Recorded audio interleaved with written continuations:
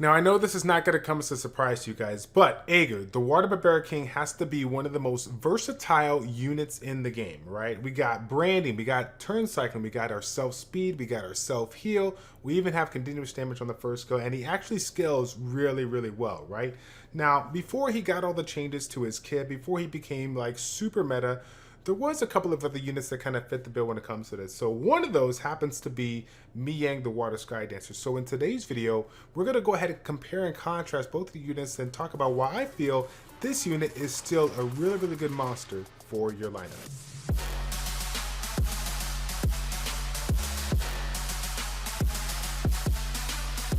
What's going on, everybody? It's Childish. We're back at it again with our first educational video since 2017. As always, thank you all so much for tuning in. Mihyang, the Water Sky Dancer. If you guys have no idea what this unit can do, why people have probably had it already built and maybe kind of push it on the side because they got their KB5 team now, it's this skill right here, Dance of Mirage here, right? It's going to recover the HP of all allies and extend the beneficial effects as well as reduce the harmful effects. So why is this so clutch? Because it has the ability to reduce any and all harmful effects, even the inability effects, which are going to be very, very important. Those stuns, those freezes, right? Anything that has basically a cooldown timer of 1, it's going to reduce that. So it's going to be very, very beneficial for you if you incorporate it into R5. Now, the benefit to this one is that it is based off the attack power. So, you know, when it comes to ROTA, which we're going to be getting into later, your attack power is going to scale over time, so you're going to see a lot of value out of this as far as being able to heal your team, similar to something of Fran per se. Right? First skill, Graceful Touch. Now this ability here, 30% chance that can improve to 50% chance for a glancing hit for 2 turns. Now I think out of all out of all 3 of these skills, this might be the one that's a little bit undervalued because there's really, guys, a handful of units out there that have a glancing ability or glancing debuff on the first skill, something that you're going to be able to take advantage of over time, right? Why is glancing so good? If you put on the glancing, right, there's not going to be as much damage coming your way. They're not going to be able to land those crucial harmful effects or inability effects that they're trying to do in order to control your team or basically bring that defense break in order to do more damage, you know, so on and so forth here. Glancing debuff is OP. We don't use enough of it. We got to start using it a little bit more, okay? Now, this second skill is really, really cool, right? Blade Fan hitting 3 times. You got a multi-hit here. 50% chance to remove an enemy's beneficial effect, right? And if you remove one beneficial effect, you get an attack bar increase by 15% for each beneficial effect removed. And this one scales proportionate to your attack speed. So a lot of things going on here. We got multi-hits for some of those units out there like Triana that we got to deal with when it comes to her death prevention. We have the ability to strip and then provide the attack bar for the rest of our party. So making it a little bit, you know, user-friendly, right?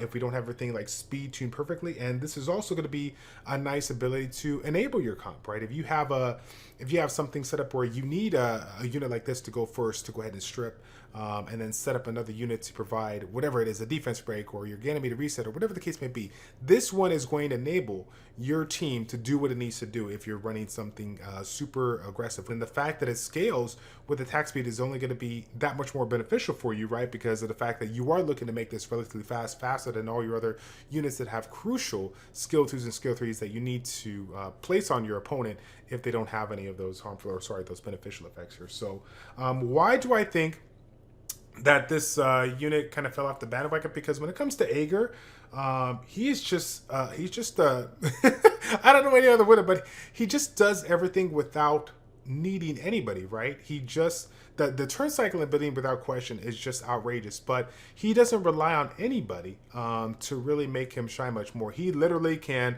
1v2, 1v3 depending on what units are out there on the table, and then of course if he has a violence set, he can just really, really cycle his abilities, right? One thing that I didn't mention when it comes to Aegir, and this is going to go alongside with Mihyang as well, is that the cooldown times of these abilities are outrageous here. The second 2-turn cooldown, and then, you know, combine that with a 3-turn cooldown here, and then your ability to have that increased attack speed and the heal. I mean, this unit is outrageous. If I haven't said enough, even though I know this is a Mihyang video, this should be a great video, you know, great unit for you to build. But Mihyang, though, she's still to me very a really good option, because one of the things that makes a lot of units shine, a lot of meta units shine, is not only just their overall kit, but the cooldown times of those skills and abilities, right? So this one here, even though it's not as good as Aegir, I still feel it's extremely beneficial because both of these skills are at a 3-turn cooldown. So you slap a violent sit on this, you're going to be able to turn some abilities here really quick. Dance of Mirage, when it comes to RTA, yes,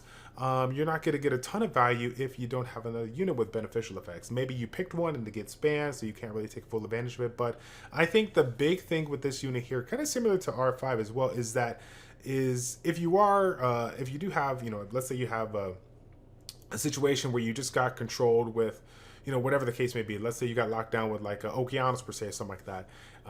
Everybody's stunned and whatnot here. If you happen to resist, or if you happen to violent proc out of your stun, it's going to shorten the time of those inability effects, those stuns or those freezes, and it may be able to save you by being able to get all your units up and get them back to square one, right? Yes, it's not going to be as strong. Maybe if you don't have like an attack buff, you're not going to get like a super big heal, but just the sheer fact that you can clear those inability effects still makes this one a really good unit. Now, like I said, if you pair it with a unit that does have beneficial effects, that it can improve the overall abilities of this skill, like a Fran per se, then yes, it's going to be a lot more value for you. It's going to be able to last a little bit longer when it comes to Fran or whoever beneficial effects you bring, so that you can basically cycle their main skill 3 and keep it going over and over and over again. Okay. Now, the last thing I want to leave you with is basically a kind of strategy that a lot of people use in the higher ranks, and that is the idea of deception or misdirection, right? When it comes to especially support units out there, we already understand the value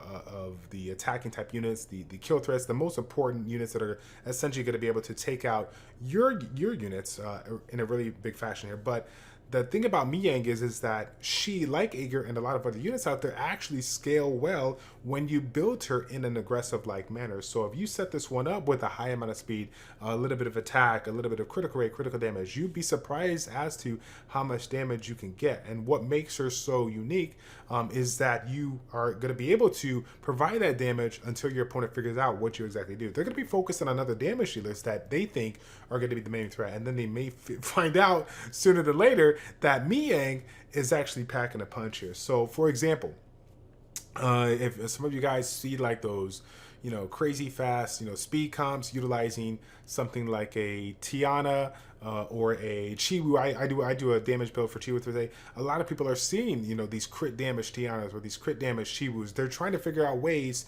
to provide a little bit of extra damage outside of the crowd control that they're bringing, right? Because once you use Tiana or once you use Chiwu to do the stripping, they start focusing on other units, whatever it is, your Okeanos, Triton, your Virad, Eureka, Ganymede. They're focused on all those other units that are really going to set them back, but they don't realize that you snuck in a damage build on some of these other supports here that's still going to do a ton of damage, even if your other units don't have certain abilities or maybe getting controlled as well. So I just want you guys to keep that in mind when you're looking at units to build for specific reasons, Guild Wars Siege or Arte. Just don't look at the kit overall. Obviously you want to, right, if it's versatile or whatnot, but take a look at the kit, take a look at the cooldowns, take a look at the typical builds of how it is, and do some testing. Test it out, see what kind of damage you can bring.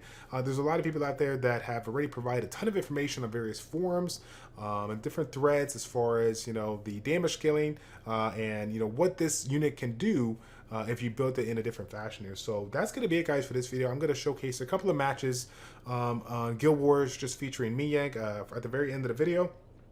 And again, these three offenses that you see me take on with her is something that you probably would have never seen. And mind you, they might be, the perfect scenario, so to speak. I'm just trying to show you a different way of going about it. Now, I do want to point it out there because it was just a test video, right? Where we put some runes on it just for the time being. But as you guys can see, I have this unit relatively well-rounded, a little bit low on the HP, but I'm running a speed, critical rate, and attack. Now, if I had the choice, I would probably go something like a speed, critical damage, attack, and just get my critical rate, my HP, my attack, from the various substats here, just to kind of make it well-rounded. Making sure also I get the accuracy for that second skill if you're utilizing it for that stripping type of ability here. So if I had the choice though, I definitely rock a violent set on this. Her cooldowns are way too low not to take full value out of it. So again, being able to violent proc out of a stun and then cleansing your other team if they did get locked down with a stun or freeze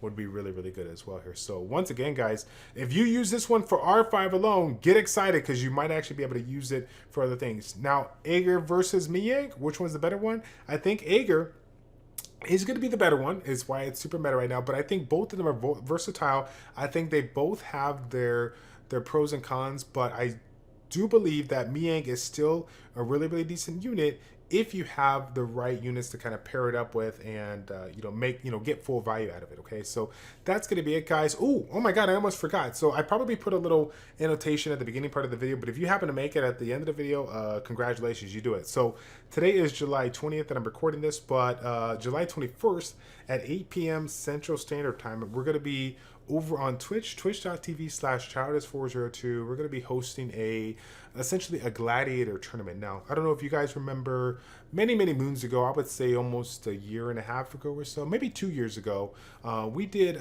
every Thursday we got together with a couple other influencers via Plex Chat. It was a communication app, but we hosted these various games every Thursday night for 2 to 3 or 4 hours here. So there's one game that I truly enjoyed. It was an RTA format type of tournament, basically a gladiator tournament where we get guests, we bring them on the channel and we allow them to challenge the community. And every time the community takes one on, takes that person on, they have the potential to win a certain amount of crystals, and they're going to have a bounty over their head. And then of course, every win the gladiator gets, they're going to have more crystals creep up, right? They'll be able to, the bounty's going to go up every one they win. But once somebody wins that, they're going to be able to take away that, reduce the bounty to the starting point and be able to collect those crystals.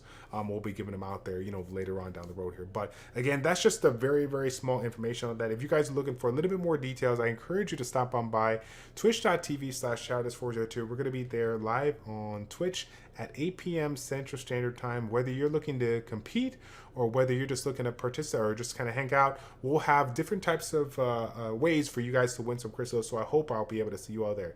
Thanks again for watching. If you guys enjoyed this video, if you guys enjoyed educational content, you definitely need to give me a thumbs up, okay? Because when it comes to educational content, I'm just like, yeah, I just want to do PvP, okay? Give me a reason to make more educational videos, all right? Take care, God bless, and we will see you all in the next one.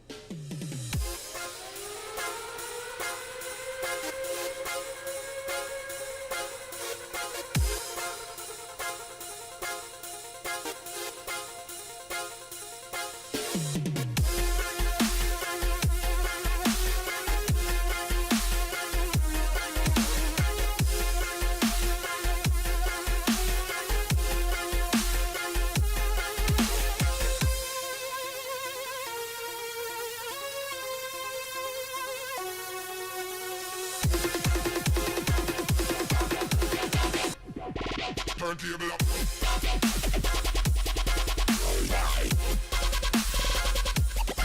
Turntable up.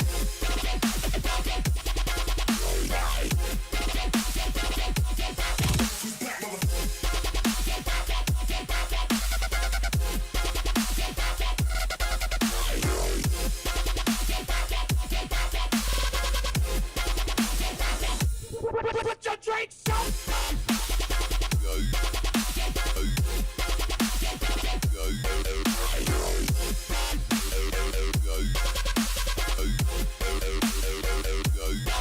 Turntable up.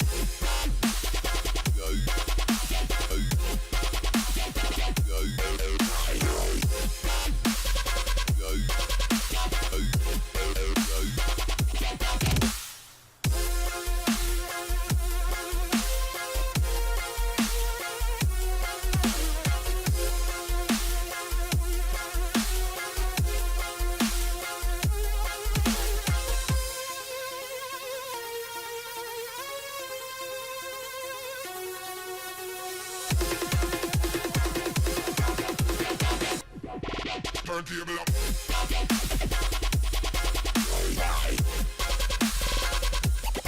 Turntable up.